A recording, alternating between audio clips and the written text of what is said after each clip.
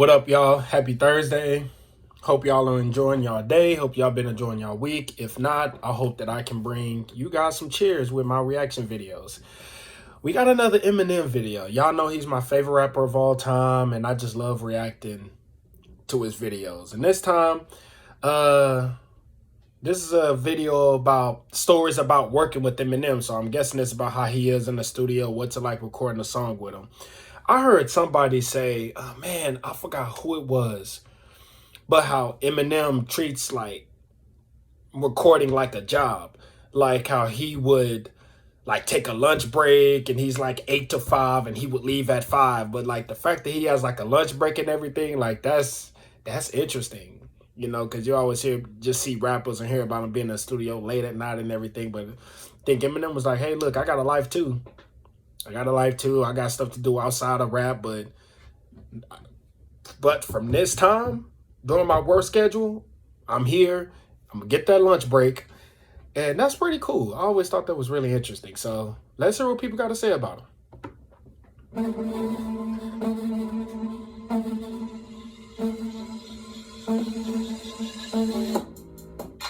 So Eminem comes in this bright yellow fucking sweatsuit, hoodie, pants, everything. It's bright fucking yellow. I'm like, wow.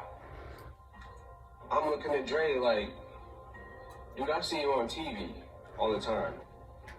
You're one of my biggest influences ever in life. I'm like, man, listen, I think this shit is fucking incredible and I would love to work with you. And I had a studio in my house at the time, and I went and put some samples together, did a couple of things in the drum machine. I invited him over. You do a lot of recording here? Yeah, most of the recording is down here. Nothing more comfortable than home. I was like, man, listen, I put this sample together. Tell me if you like it. I hit one of my joints, yeah, and I hit the drum machine. Hi, my name is. Maybe 2 or 3 seconds went by, and he just went, hi, my name is. Like, yo, stop. Incredible. Shit's hot. That's what happened. Our first day. In the first few minutes of us being in the studio. I've heard this story before, but that's so great. And closely followed by a CD with sent to me. I was in New York at the time with this, Oh, she was on stand. Eminem sample the song, and I'm thinking, I wonder what's happening. Because I was actually a huge Eminem fan, but I was sort of like, I wonder what he's done, and we put it on. I was with a couple of friends of mine who were visiting, and we put it on in the hotel room, and I was listening to the lyrics. I was just like, this is amazing. I just think his lyrics on that song are absolutely brilliant. That's my favorite Eminem song of all time. Stand, that's number one on my list. And I was just like, it's just great. And then I didn't think too much more about it, and we just sort of got on with the tour, and then just suddenly everything. After workout drink. I can say to certain people, just do that verse over, or you're a little offbeat, or. Your second verse is kind of weird, and they don't think anything of it because we had that rapport. So when my first day or my second day of working with M on Recovery, we're doing this one song, and I just kind of said to him, like, your second verse, you kind of went off course a little bit, subject matter-wise, and your third verse, your flow's a little off. I just left it at that. I didn't think anything of it. And he was facing away from me. He's facing, I'm talking to him from behind. He just turns around and he's like, I don't hear that, dog. And I'm like, I fucked the money up. I knew it was over. After that, I knew it was over. And then I tried to salvage it, and I'm like, well, no, what I mean is, in your second verse, you're not really talking about X, Y, and Z. And in your third verse, if you notice, the flow kind of diverts in a weird way. I was trying to clean it up, but it was a wrap. So about 3 hours later, I'm sitting in his lounge, waiting to probably be sent home. And his right hand, one of his right hand people comes and hands me a phone. They're like, here. I'm like, who's it? They're like, it's Marshall. So I'm like, give it up. He's like, you're a fucking alien. And I'm like, what are you talking about? He's like, how did you hear that shit? I'm like, dude, what are you talking about? And he's basically like, he's like, after you said what you said, I went home and listened to the song 30 times. To try to understand what you were saying. And I eventually heard it, and I realized that I agree with you. Eminem's open to listen to critique. That's dope. really coached me from the second Dre found me. I was vocal producing everybody, so nobody's really ever gave me negative feedback. So I appreciate it. That's dope. I just seen recently he was in the studio with Eminem. Oh, and that song was dope too. 2 Chainz killed his verse. I know I can rap. Chiropractic remix, he killed it. Him and Eminem killed it. And that was a great phone call to get. He called you. Well, Porter called me. Okay, And had him, had him on that. Porter. Yeah, Porter. But me and Porter been going back and forth, and you kind of think it's, bro want to do something, which is like, it's like I've heard it all. You know what I'm saying? I heard it all. This like rap talk. It's like you see a rap in the club, let's do one. Right. It's cap. You know what I mean? And so he's like, the boy want to do something with you. I'm like, whatever. So I happened to lose my phone during the BT experience, and he had to call Tech. And he called Tech, and Tech was like, them boys in Malibu at Rick Rubin's house. Okay. You know what I mean? And Tech said, I'm not sure. I think I need some clarity. So I'm like, is this for D12? Is this for Eminem? Like, it's not clear. No one's keeping it. They just saying, it's not clear to me. And they put me on 3-way, and so Tech's like, I think they want you to redo a hook that M said, and maybe some ad-libs. So I said, I don't redo hooks because I write my own hooks and I'm on my pub. And I said, secondly, if y'all want my ad-libs, I can just send them. I do the same ones every time. That's important. He want that publishing. You know what I wanted to ask you? I read this. Did you write Eminem's rap for this No, I revenge? wish. Okay, Then so I do need a rap Grammy. Hey, Eminem and the Pink collaborations was dope. Won't Back Down. He killed that, and Pink was amazing on the chorus. I went home and emailed him and said, you need to, if you're smart, you need to get on with saying. And he did it. Okay. Let me be humble. Let me just go meet Eminem. That's the 2 Chainz. Let me Okay. just go meet him and we go from there. You know what I mean? And so when we first went in, he kind of talked about, I got this, he let me hear the song, and it was funny. Like, I heard some things in there where he had, his vernacular was 2 Chainz. You know what I'm saying? It was crazy. And only reason I don't know how it sounded until I hear it from somebody else. Like, I don't know in case, like, oh, really, that's... So I heard it, and I was like, he did one song, like, the hook was over, and it was like a little space, and he was like, yeah, and then, like, he started rapping. He's like, yeah, I'm like, damn, Like, Eminem don't even do Eminem, ad-libs. I said, Eminem don't do Eminem. But yeah, Eminem don't even do ad-libs. I'm like, this is crazy. So, he's like, so when I heard the hook, I'm like, man, it's going to be hard to change it up because it was, it was specifically for this, you know what I mean? So I'm telling him, like, man, that's cool, but I got to do something. And he tells me, like, you could do a verse or something like that, for like a remix. And I tell him, sure, because I'm here now. And that remix, I'm telling y'all, go listen to it. Eminem, Chiropractic. Am I saying that word right? Remixes are used to carry records to #1 spots. When have you ever did a remix for someone or for yourself? That's cap at its, that's cap at its finest. Like no favors, man. Yeah, no favors. One of your finest moments. Yeah, I was just so excited hearing it, and I feel like Eminem throughout his whole career has just tried and been very successful. Obviously, at everything. He's the biggest rapper of all time. If you just look at the numbers. And so you can imagine what that's like coming up in Detroit and looking at... The whole thing was like, I was trying to do Back to 2 mine Chainz, as fast as possible. Because I like doing that for people. I like coming up with clever stuff really quick. So people, and I had to talk to her doctor for like an hour and a half. So I came out, I told him, forgive me, it's taking so long. He was like, no, go ahead. And I don't know how to count bars still. Some people know that, some people don't. So I tell my engineer, I say, Eminem rapping for like a day. So I tell him, look, the second verse, just mute that verse. However long it is, I'm doing that verse. You know what I mean? So I'm out the room, I go to going crazy. And I'm looking out the window and I'm like, were you feeling competitive? I'm feeling like I'm finna knock home out. Yeah.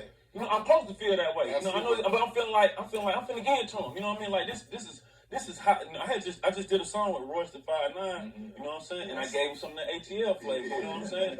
I gave him some. I need to go listen to that song he got with Royce the 5'9". I ain't know that. So him telling me like he listens to Kendrick and he listens to me, telling me like He's like, he telling me like the Kendrick, what he likes about Kendrick, and he telling me like basically like a lot of my metaphors give him anxiety. Like he's like, you never know what I'm gonna say. I don't never know, man. You give me fucking anxiety with this. I'm like, man, it's really an honor.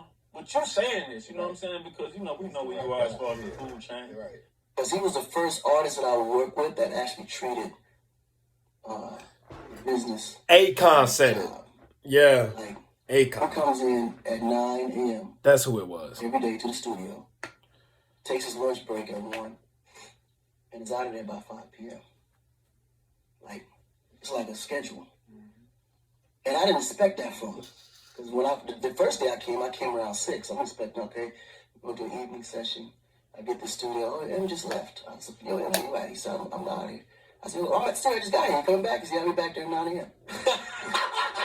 I'll see you tomorrow. Yeah, I'm clocked out. I'm done. Yeah, really, I'm clocked out. Like, I felt like you joking, right? And you tell at the Akon, and remember, Akon was huge. Like, so I get there at 9, and he shows up on time. Plays some beats, we rocking. So I'm in the middle of writing the record. He's like, yo, I'm about to go out for lunch. I said, all right, cool, I'm gonna meet you after. So you're not gonna take no lunch? I said, no, I'm hungry, I'm just gonna work. He said, all right, cool. He goes, takes lunch. Hour, come back. He's back. What we got? I play him the record, play him the chorus. He said, oh, this is it. Boom. He goes into his verse. 5 o'clock come. He's halfway in. He's like, all right, bro, I'm gonna see you tomorrow. So at this point, I'm like, yo, but your verse almost done. You ain't gonna finish it? No, I'll finish it tomorrow. wow. So I getting paid overtime about. No, like, so at this point, I'm like, yo, this is crazy, right? right. So tomorrow comes, he finishes out. Wow. So, and I asked him, I was like, yo, like, what's up with the work ethic? He said, nah, man, it's just, I just like to be here. I treat it like a real job. I don't make it no more than what it's supposed to be. I don't allow it to stress me out. Stay longer than I have to. I got a family. I got a daughter. I want to spend time with her. Like, I want to make time. And I respect that. Man, he was right. Yeah. Because sometimes I'll be in the studio 3-4 days, don't come out. Don't see my kids, don't call my wife, none of that. I'm just like working. You know what I'm saying? And I'm sitting here like, man, this makes a lot of sense because ain't nothing going to change between today and tomorrow. And what was that experience like, so having him in the booth? Yeah. What's he like to work with? Just pure... Rick Rubin, one of the GOATs. Very hyper-critical of detail. And hears the music in a very deep way. And hears internal rhythms in track. And writes words to work on so many different levels rhythmically within what's going on musically, to where if we change a little thing in the track to better the track, it might not work in his mind how it relates to what he's saying and how he's phrasing. He's phrasing so glued to the music and written that way, like just sees it as not just riding the flow. It's much more conscious stuff. What was he like in person? Dope. What you think? Yeah, just what you think. Like funny and fucking cool. And I was mad nervous, man. I was mad nervous. Starstruck from it? Yeah. She killed her verse on the Icon, like... hip-hop royalty, man. forgot the name of the song, but she killed the verse. It's crazy. What? You know what? We have that in common because M was an Skylar executive Grey. producer too. Oh, yeah. Did you know that? He didn't tell you? I guess. M never mentioned that to you. No. Oh, okay. He forgot. Whatever, M. Working with M, because I've known him from the beginnings of his career, you know, and he was always a funny dude. Like. He is so funny. Isn't he a funny guy? Yeah. You know, but when you see him, he looks so intense. Like, you know, we got that eye thing going, right? Doesn't he? He's intense. Yeah. He's intimidating, but he's really funny. He's really funny. Now, you have a sense of humor as well. Yellow Wolf. I love Yellow Wolf, man. That's my guy. I mean, it's fun, you know. It's funny most of the time. There's a lot of laughing goes down, you know. A lot of funny shit happens in the studio. I mean, for the most part, though, you know, it's, for me, it's just kind of like soaking up the genius, you know, and like trying to just humble myself and be there and listen, you know, and that's pretty much what I do, you know. If I'm in there writing, or the times that I have been in there writing, and he's been around, it's just there's a real mutual respect, you know. We kick it, and I think at the end of the day, all of us, we just want to make classics, you know, and we want to make records that the world can't really. Make sure to subscribe to get more top studio moments weekly, and leave a comment below telling us your top studio moment. Wow, man, this was dope. Honestly, this was just dope. It seems like everybody is like, okay, he's hardworking, he's funny, he, you know, is very critical. And man, it just seems like people have great things to say about him. You got legends speaking on him. Rick Rubin, Just Blaze, Akon, like, man, and some of those songs, like a lot of those people he worked with, the songs came out great. Those Big Sean records, even the latest one with Friday Night Cypher and Eminem went last, he killed that. He killed it. Chiroplastic, man, I feel like I'm saying that word. Y'all know the Chiroplastic remix with Eminem and 2 Chainz. I forgot the other guy. He was kind of trash to me, but 2 Chainz killed this verse. Murdered it. But yeah, this was good to watch, man. Just good to see, like, man, you know, how people speak about your favorite rapper of all time. So yeah, man, leave it down in the comments what y'all think about the video. Let me know if there's any videos y'all want me to react to. Like the video, show me some love, and subscribe to the channel. Until next time, peace out, y'all.